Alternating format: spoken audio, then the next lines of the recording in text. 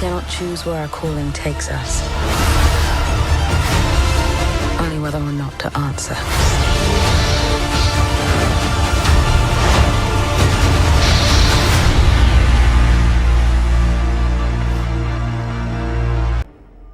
Hello there. This is where the fun begins. As the Star Wars TV shows have become more increasingly complex, tying together multiple animated series and films with their lure and characters is always something that seems more of a hassle. The animated anthology series Star Wars Visions remains a breath of fresh air. The 9 shorts in its second volume embrace the themes and spirit of Star Wars without the baggage of canon, while also providing a beautiful showcase of the diverse styles of animation studios around the world. That is no hate or anything, of course, towards the canon movies and shows for Star Wars. It's just always difficult to keep up to date with every other detail and to remember every other detail going forward with new content. Even with brief runtimes between 11 and 18 minutes long, each episode of Star Wars Visions Volume 2 manages to feel like a complete and powerful story, almost similar to what we had for Tales of the Jedi, except this isn't canon, and many of them also seem like they could easily become pilots for a new series once again, something that we saw similar in the first installment with Volume 1 of Star Wars Visions. Some of the individual characters are so inspired that the creators of future Star Wars shows and stories may become soaringly tempted to bring them back and use them in canon going forward. The second volume's first episode, titled Sith, is its most spectacularly beautiful. Spain's Al Guri studio brings to life a tale of repentant Sith seeking to grapple with the darkness inside her through art with lush images, heavy in purple and red and orange, all as color contributes. It's immediately captivating, with the background of her ship appearing thinly sketched compared to her vibrant works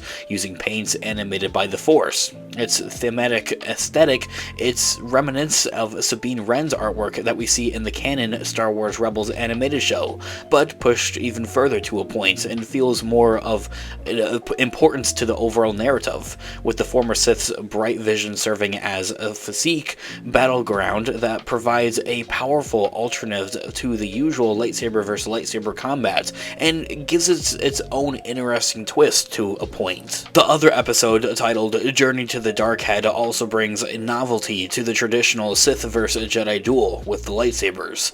The team at Studio Mir, the Korean studio behind The Legend of Korra and The Witcher: Nightmare of the Wolf, both animated, are masters of anime-style action, and that scale is shown off in a dramatic tale set at the height of the wars between Jedi and Sith.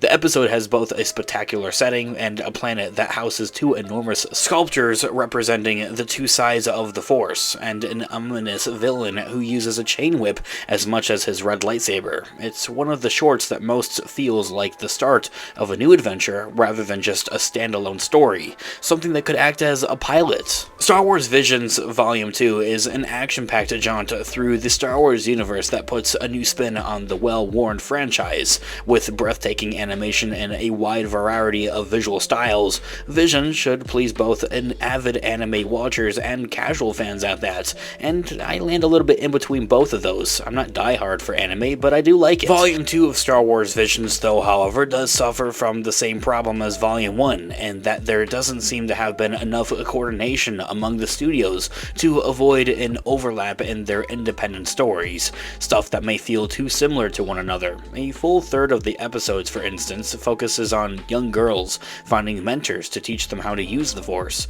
Indian studio 88 Pictures has crafted a gorgeous setting positioning the Empire as a parallel to what the British Raj is in the Bandit of Golak, but the ending tale about a boy trying to find a safe haven for his baby sister who attracts too much attention by playfully using the Force leans too heavily into the questionable Jedi ethos of abandoning all attachments. Awa's Song, another episode titled in this new current Volume 2 of Star Wars Visions, is a more traditional magic girl tale elevated by gorgeous animation from South Africa's Triggerfish studio, which gives the feel that the characters are made from felt and string. The strongest of the 3 is Screecher's Reach, which gave me absolute chills. I have to be honest, I get scared easily. From cartoon saloon Moon Studio, the Academy Award nominated Irish studio behind The Secret of Kells and Song of Sea.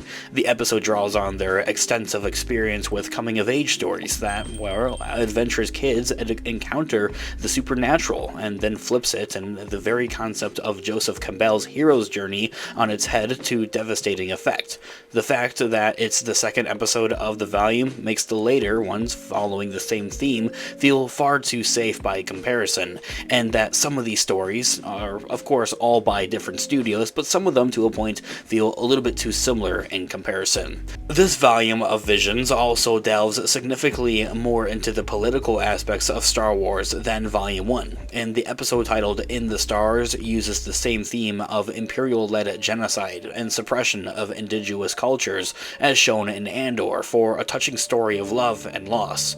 Even darker is the episode titled The Pit, a collaboration between Lucasfilm and Japan's Da'art Shichuchu. My apologies if I mispronounced that, which involves forced labor, a brutal murder, and a population desperately trying to make the people of the city aware of the atrocities being committed in their own backyard. It's intense stuff. Getting back to what the opposition was to the wars in Vietnam and Iraq that inspired George Lucas's original trilogy and prequel trilogy. The theme of resistance is particularly beautifully executed in the episode titled The Spy Dancer from France's studio La Chouette. My apologies once again if I mispronounce that, which follows a rebel cell operating in a theater frequented by stormtroopers. The aerobatic movements of the titular diva are gorgeously rendered in flurries of silk and cloth. While the episodes reach a powerful emotional resolution towards the end, the plot the rebels are working on is never truly executed, making it feel like these characters deserve a second outing in a future volume. Once again, many of these episodes feel like just the beginning of something that could be entirely its own thing, and many of these episodes feel like that they could be their own shows to a point. Now, fans of Volume 1's most novel story, Tatooine Rhapsody, from Star Wars Visions Volume 1 will likely enjoy the similarity lighthearted in the I Am Your Mother episode of this season, Volume 2, from Wallace and Gromit animators Aramad. The goofiest story of the bunch follows a young pilot embarrassed to bring her mother to a family race day, where the team to beat is a posh mother-daughter duo armed with their own miniature Death Star. It's a particularly nice break from the high-stakes drama of the rest of the series, and something that's way more lighthearted and easygoing. Overall, touching a little bit here and there on all of these different episodes in Volume 2 of Star Wars Visions, they're all unique, they're all different. I know some of them feel like they overlap in a way, as I had to mention, where some of the stories feel a little bit too similar. I wish that there was a little bit more coordination between the different studios that had worked on all of these episodes, but one thing that all of these episodes of Volume 2 share in most common is that they're all beautiful. They're just stunning looking. They're so amazing. And I think to a point that honestly can be to a point of what makes them all so interesting and like has you drawn in there and intrigued so much with all of these different stories. So let me know what you guys all thought about Visions Volume 2. I would love to hear what you guys all thought. Maybe your favorite episode, your favorite animation style. Let me know in the comments down below. I would love to hear what you guys all think. And until next time, I'll catch you guys in the next video. Of course, this has been Unofficial Star Wars.